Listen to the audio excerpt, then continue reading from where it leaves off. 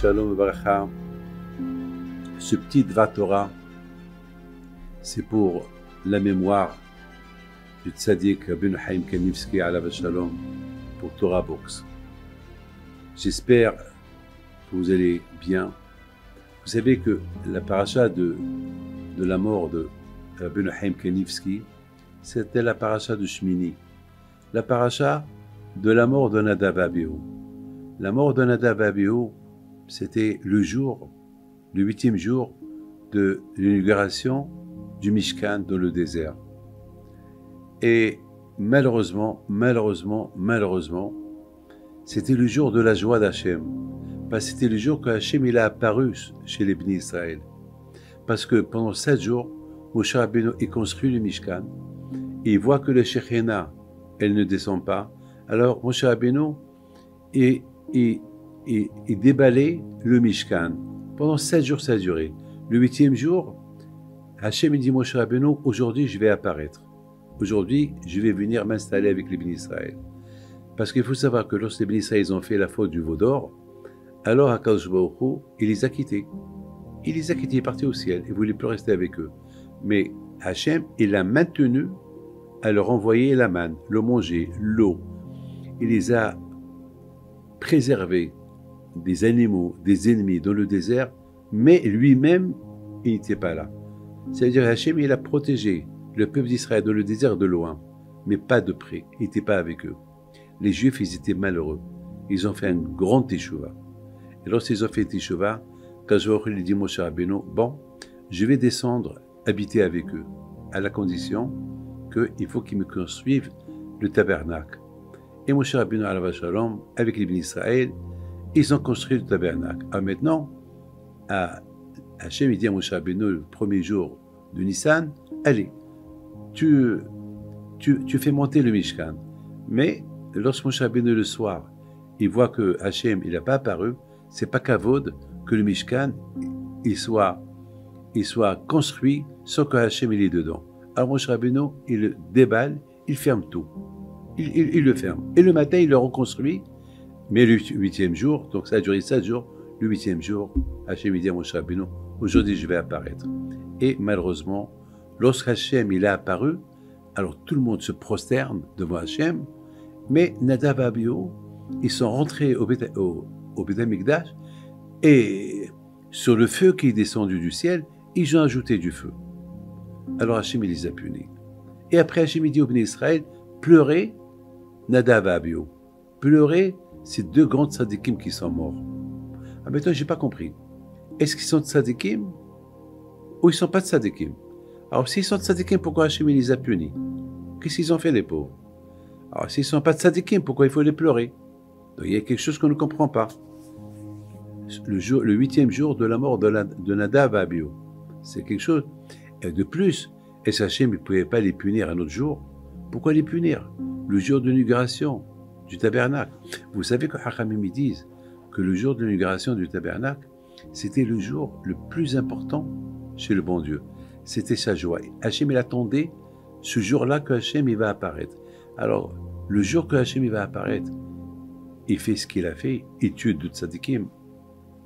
Mes amis, vous savez, j'ai pensé à quelque chose de magnifique. Lorsque un couple, il se marie, ils sont heureux, ils sont contents. Le couple, c'est... Bon, Hachem, ils attendaient des mois ou des années pour se marier, et voilà, Hachem, aujourd'hui, ils sont mariés. Mais, tout de suite après le mariage, après la Ketouba et les Sheva Brachot, on dit au Hatan, alors mettons, monsieur le Hatan, tu vas prendre un verre, vous le mettez par terre, il y a ceux qui mettent un peu des cendres sur le front, les cendres d'une cigarette ou les cendres d'un papier brûlé, en souvenir de la destruction de Beth Amikdash. Alors, je ne comprends pas. Est-ce que le jour de la joie, du Hatan et de la Kala, le jour que tout le monde est heureux et content, et c'est ce jour-là qu'on va les rappeler, Tisha B'Av? Imaginez-vous quelqu'un qui perd son père, que Dieu préserve, ou sa mère, et le jour de son mariage, on lui dit, tu sais que ton père il est mort. Attends, attends, c'est maintenant que vous me racontez c'est maintenant que vous me racontez, vous me dites cette mauvaise nouvelle. Alors pourquoi le Hatan la Kala? Parce qu'on dit que chaque jour que le Beit HaMikdash n'est pas construit, comme si ce jour-là il a été détruit.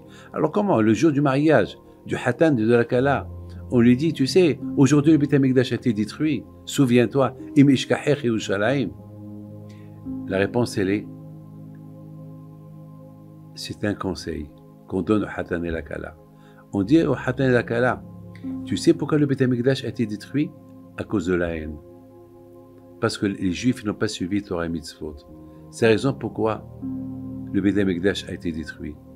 Le Beit HaMikdash qui représente l'homme et la femme. Le Beit HaMikdash il représente Am Israël et HaKadosh Baruch Hu, un mariage éternel entre HaKadosh Baruch Hu et Am Israël.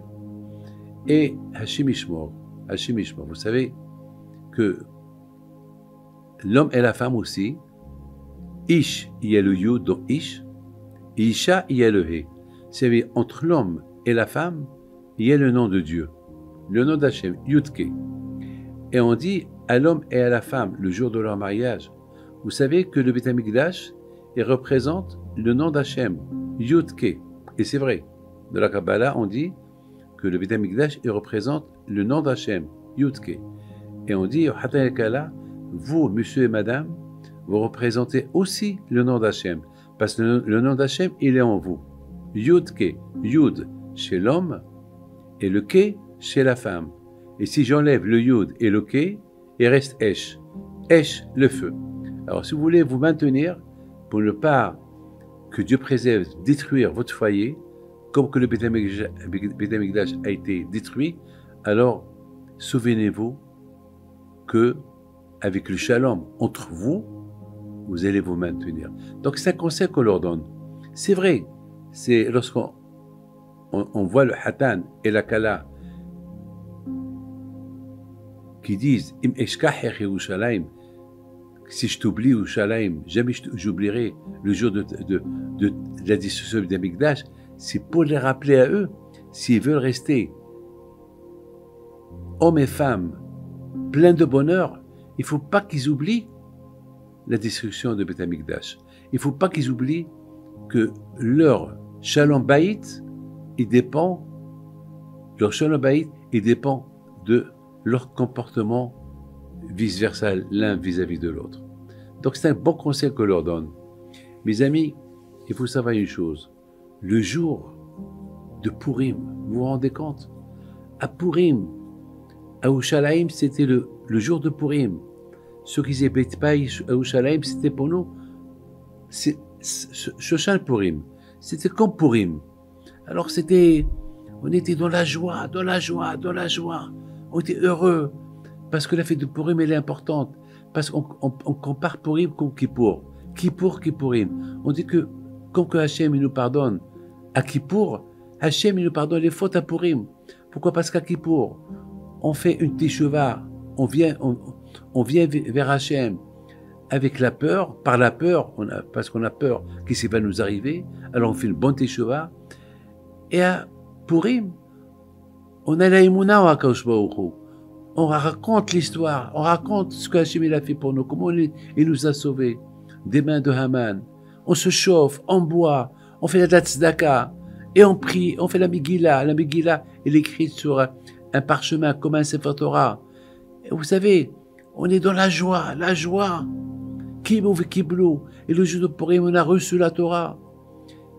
Les Juifs, lorsqu'ils ont vu le miracle que Hachem a fait avec les bénis d'Israël, ils étaient tellement heureux, ils étaient tellement contents que les bénis d'Israël, ils ont dit Hachem, on t'adore, Hachem, on t'aime, on accepte ta Torah, on l'accepte.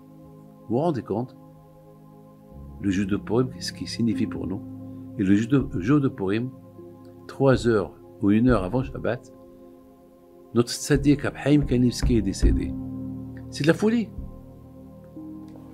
Moi, j'étais chez le médecin, parce que j'ai un peu de problèmes, le alechem, avec le dos.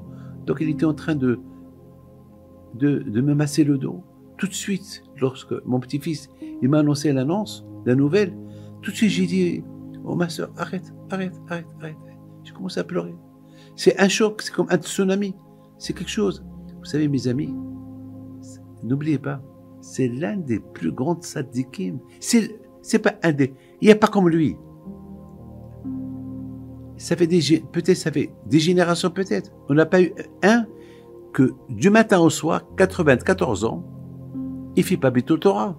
Il étudie. À tel point, beaucoup des fois, on allait chez lui pour prendre un conseil et sa réponse était courte.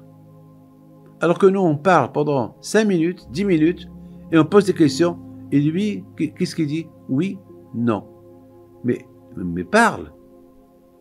Il ne parle pas. Sa réponse était oui, non. Et c'est quoi le reste du temps? Le reste du temps, c'est pour économiser le temps pour étudier la Torah. Vous vous rendez compte? Et Hachem, il nous a choqués le jour de Purim. Comme la mort de Nadav et Abihu. Rab Chaim Kanievski, alav shalom, il l'a enterré le dimanche, qui était la paracha de la mort de Nadav et Abihu, qu'eux aussi sont morts le jour de l'inauguration du tabernacle. Hachem, il a voulu choquer les bénis d'Israël de leur joie. Hachem, il a voulu nous choquer à nous, à Israël, à Purim, pendant notre joie. Comment? Pourquoi Hachem, tu fais ça? Ben Hachem, s'il a fait ça, parce qu'il n'avait pas le choix. Peut-être le monde devait être détruit. Peut-être le monde, il y avait quelque chose qui ne va pas. Surtout avec la guerre qu'il y a aujourd'hui en Europe. On ne sait pas qu'est-ce qu'ils ont dans la tête, les Russes. On ne sait pas ce qui se passe. On voit que les grands puissances, l'Amérique, elle envoie des bateaux, la Chine, elle aussi, on ne sait pas ce qu'elle a dans la tête. L'Europe, ils sont au milieu. L'Ukraine, elle reçoit des bombardements du matin au soir.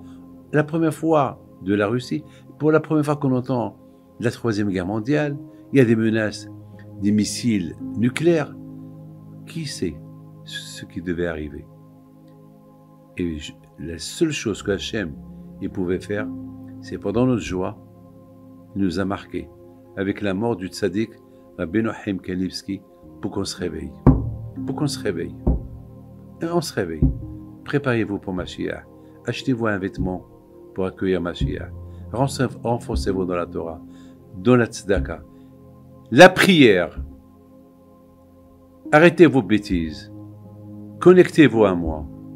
Eh bien, mes amis, le jour de l'inauguration du tabernacle, c'était pour que les Juifs, ils sachent qu'Hachem leur a pardonné la faute du Hegel, la faute du veau d'or. C'était super. Quelle joie! Hachem nous a pardonné. Mais Hachem, il leur a dit, je vous ai pardonné, mais n'oubliez pas ce que vous m'avez fait. Et comment n'oubliez pas? Alors qu'Hachem a pris Nadav et Abihu. Il a voulu marquer le peuple juif.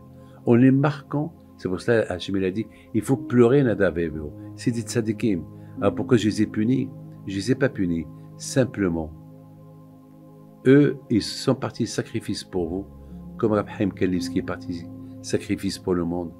Eux, ils sont partis sacrifice pour vous, pour que vous vous rappelez que lorsque vous êtes avec moi, je suis avec vous. Lorsque vous n'êtes pas avec moi, je ne serai pas avec vous. Donc la mort de Nadav et Abihu, c'était pour nous rappeler les fautes qu'on a fait. Et chaque fois qu'il y a une faute, qu'il y a des choses que le monde entier fait, lorsque Hachem il est en colère, alors Akadosh Baruch Hu, il ne peut pas détruire le monde. Il prend le tzaddik. Mais cette fois-ci, il a pris le plus grand tzaddik. Le plus grand. On a eu des tzaddikim, Baruch Hashem. Et je parle de notre génération. Chaque tzaddik est sa génération. Mais après la mort de Rab Chaim Kanievski, il doit avoir des tzaddikim de la génération. Mais pour le moment, c'était lui. Mes amis, je voudrais terminer avec une histoire. Une histoire qu'elle est extraordinaire, que j'ai racontée souvent. Pour vous dire qui était Rabbeinu Chaim Kanievski alav shalom. Il y a 25 ans, j'étais chez lui et il m'a bien reçu. On a beaucoup parlé. Il avait à cette époque 69 ans. Donc, je pouvais même parler. Et à la fin, lui-même, il m'a donné tous ses livres. Lui-même, il s'est levé pour prendre les livres et me les donner. Et je lui ai payé. Je ne me rappelle pas s'il m'a refusé l'argent ou il m'a encaissé l'argent des livres. Il ne voulait pas gagner.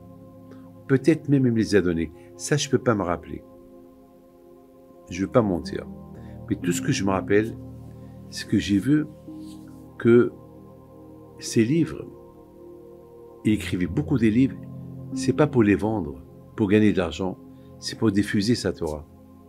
Alors, j'ai fait un chèque bancaire et je l'ai donné à Marc Taïb. Je lui ai dit, je t'en prie, il habitait à Bnei Brak, tu prends ce chèque-là, tu le donnes à Rab Chaim Kanivsky, tu lui dis, c'est de ma part, c'est pour qu'il puisse diffuser les livres, pour diffuser une belle somme d'argent que j'ai ramassée et que je les ai rendus en chèque bancaire. Marc Taïb, il va chez Rab Chaim Kanivsky, il lui donne le chèque. Il lui donne le chèque. Rab Chaim, il prend le chèque, il lui dit, c'est quoi ça? Il lui dit, c'est Rabbi David vous a envoyé cet argent. Il dit, mais je ne vois pas d'argent, je vois un papier. Alors il y avait là-bas Rav Bergman, le petit-fils de Maran Rav Shach, qui lui dit, non, Kvod Rav, ça c'est un chèque bancaire. Bon, je comprends. Il dit à Marc Taïb, il n'a pas de compte en banque, il ne sait pas c'est quoi un chèque, je vais aller le monnayer. À l'époque, les gens pouvaient monnayer l'argent, les chèques en argent. Il revient avec un paquet d'argent. Et lorsque Rab Chaim Kanivsky voit l'argent, il dit, c'est quoi ça? Eh bien ça, on a monnayé le chèque que Rabbi David Pinto vous a envoyé, et voilà, ça c'est l'argent. Il dit, ah bon? Eh bien ça c'est de l'argent. Alors tout de suite, il regarde un de ses enfants, et il dit, voilà, tu prends cet argent à l'imprimeur pour payer les livres. Mes amis, pourquoi je vous raconte cette histoire? Ah oui, j'ai oublié de vous dire. Et je lui avais demandé, une autre fois que je l'ai revu, est-ce qu'il veut que je prenne sur moi des livres à diffuser, des livres à imprimer? Il m'a dit non. Il n'a pas voulu. Il a dit non. Ça, c'est quelque chose qu'il n'a pas voulu. Ça veut dire que lui, il voulait s'en occuper lui-même de ses livres. Pourquoi je raconte cette histoire? Vous avez entendu parler de quelqu'un qui a 69 ans, qui ne sait pas c'est quoi un chèque bancaire? C'est pas possible. Eh bien, ce tzaddik-là, il ne savait pas c'est quoi un chèque bancaire. Il était déconnecté de ce monde-là. Déconnecté.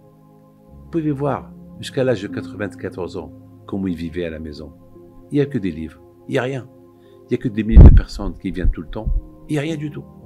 Bien sûr, mes amis, on a perdu Maran Aoudia Youssef Alav Shalom, que sur lui aussi, on a parlé que jamais il s'arrêtait d'étudier la Torah.